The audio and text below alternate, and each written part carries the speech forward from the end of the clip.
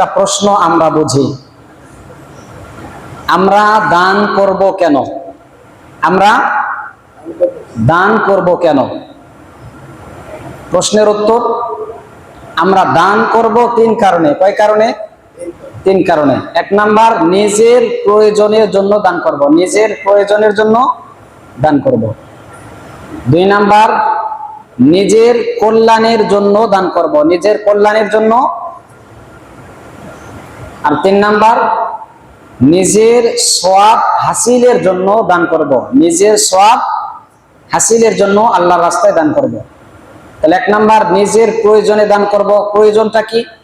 কাল কিয়ামতের ময়দানে কঠিন ভয়াবহতার দিনে আপনার বিপদ থেকে বাঁচার জন্য প্রয়োজন দেখা দিবে।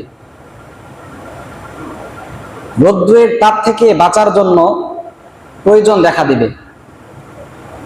ভয়াবহ অবস্থা থেকে, শাস্তি থেকে, জাহান্নামের শাস্তি থেকে বাঁচার প্রয়োজন দেখা দিবে। এজন্য আমরা আল্লাহ তাআলার রাস্তায় দান করব, ওই প্রয়োজনের জন্য। দুই নাম্বার, সওয়াবের প্রয়োজন আছে। কাল কিয়ামতের ময়দানে একটা নেকির জন্য আপনি জান্নাতে যাইতে পারবেন না, আটকে থাকবেন। সন্তানকে বলবেন একটা নেকি দাও, স্ত্রীকে বলবেন একটা নেকি দাও, ওই দিন বুঝে আসবে একটা নেকির সওয়াবের কত দাম। এজন্য বললাম দান করব এই জন্যই, নিজের সওয়াবের জন্য। আর তিন নাম্বার বললাম, দান করব আল্লাহর রাস্তায় এই জন্য, নিজের কল্যাণের জন্য। আল ফালাহ লিদ্দারাইন, উভয় জগতে কল্যাণের জন্য আমরা আল্লাহর রাস্তায় দান করব।